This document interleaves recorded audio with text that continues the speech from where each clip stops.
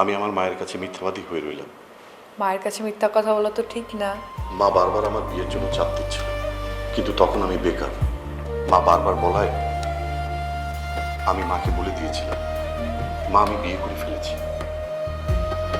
এখন মা মুমূর্ষ অবস্থায়, একদিনের মধ্যে আমি বউ পাবো কোথায়?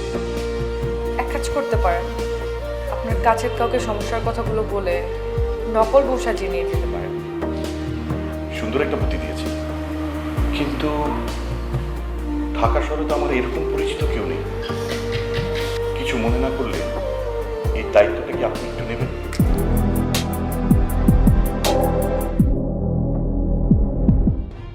কি বলছেন আপনি?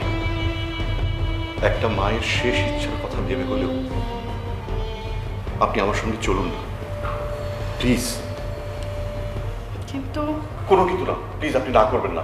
আমি মাকে ফোন করে বলে দিচ্ছি আমি তোমার বৌমাকে নিয়ে আসছি। মা কিন্তু অনেক খুশি হবে। আপনি না করবেন না, আমি তাহলে যাই। যায় মানে চা নাস্তা তো খেয়ে যান। অনেক বড় একটা স্বপ্ন পূরণ করলেন, এমনিতেই অনেক ঋণী হয়ে গেছে। সব কিছু গোছগাছ করতে হবে। আসেন।